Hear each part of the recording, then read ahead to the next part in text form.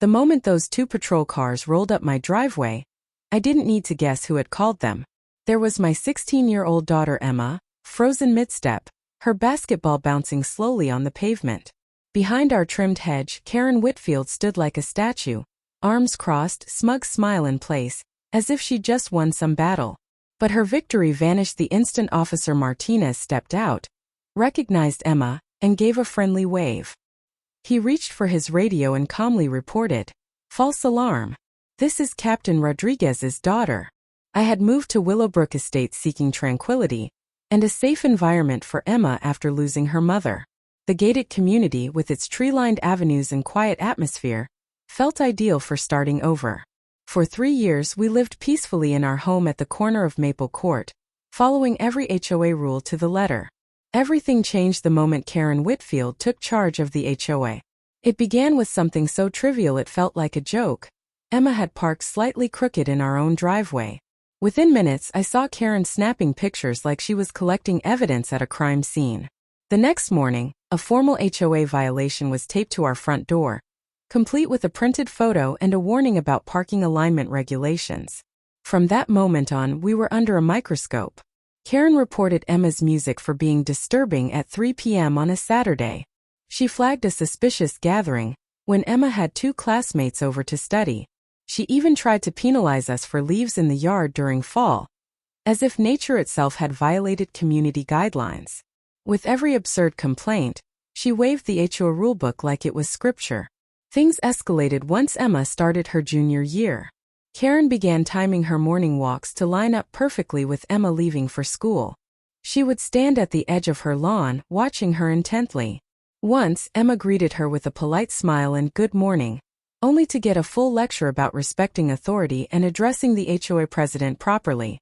Then came the October incident. I was working a double shift, covering for Lieutenant Chun, and Emma had finished school early. She was out front playing basketball and listening to music at a reasonable volume, just enjoying herself. Meanwhile, rain gently fell, one of those rare soft Southern California showers. But Karen apparently saw something else. At 4:17 p.m., she called 911, claiming possible drug use and juvenile disturbance at our address. Her tone dripped with fake concern about neighborhood safety. I only found out later after reviewing the recording. The dispatcher, following protocol, sent 2 patrol cars. What Karen didn't account for was that nearly everyone at the station knew Emma. She'd grown up around us, doing homework at the station, baking cookies for the holidays, volunteering at community events. Officers Martinez and Thompson knew her immediately. They also recognized Karen, who had a track record of filing bogus reports, including 6 in just the last month alone. Martinez called off the alert, while Thompson took Emma's statement. My daughter, to her credit, stayed calm and respectful despite being humiliated by police arriving for no reason. Karen, on the other hand, marched outside, demanding the officers search Emma's backpack and test her for substances. Thompson firmly told her to return to her property. 5 minutes later I got the call. "Captain, there's an issue at your house," my desk sergeant said. My heart skipped until he added, "Emma's fine, but we need to talk about the Whitfield situation." I handed over my duties to Deputy Chief Rawlings and drove home, still in uniform, the protective father in me boiling. The body cam footage told the whole story. Emma peacefully shooting hoops, singing along to her music, and Karen lurking behind her fence with her phone, recording everything. She directed the officers toward random objects in our yard, claiming Emma had hidden things behind our garden decorations. It wasn't just overreach, it was clear harassment, and her false report was a criminal matter. That night, I submitted a formal complaint. But I wasn't done. Using my authority, I shifted patrol coverage for our sector. From that moment, any call from Maple Court came directly through me. Any officer responding in our area reported to my desk. Karen wanted to play police games. Now she had my full attention.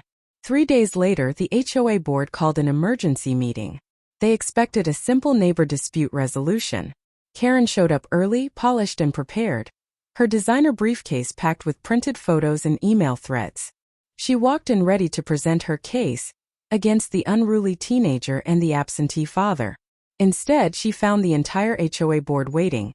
Along with 2 uniformed officers, a representative from the district attorney's office, and me.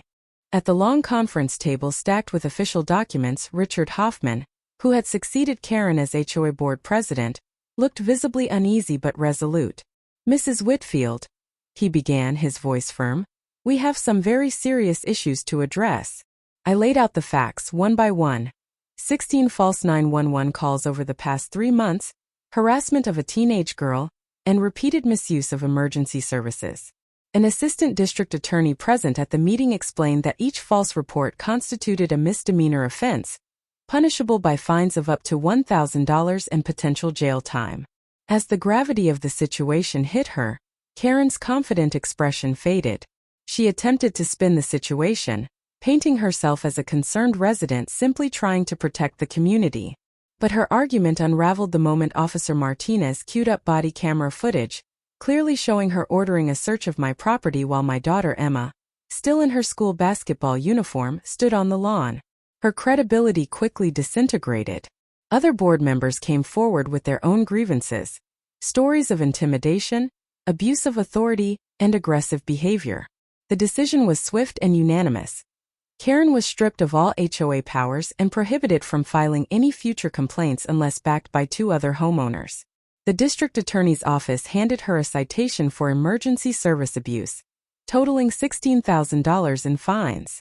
Additionally, she was required to attend a citizens police training course to learn proper emergency protocols. Karen's voice cracked in disbelief as Hoffman read the resolution aloud. $16,000? She echoed, stunned. She looked shaken not just by the cost but by what this meant for her image and job. As a mid-level manager at a marketing firm, the fallout from these charges would no doubt reach her workplace. Trying to reclaim control, she leaned forward, her tone shrill. "You can't do this. I've been protecting this neighborhood from deteriorating values and troublemakers. That girl plays loud music and has strange visitors at all hours. Someone has to uphold standards." Her outburst made even Officer Thompson visibly uncomfortable. Patricia Chun, the no-nonsense ADA representative, calmly slid another paper across the table. "This is a formal cease and desist," she said. "Any further harassment or false reporting against the Rodriguez family will result in immediate arrest.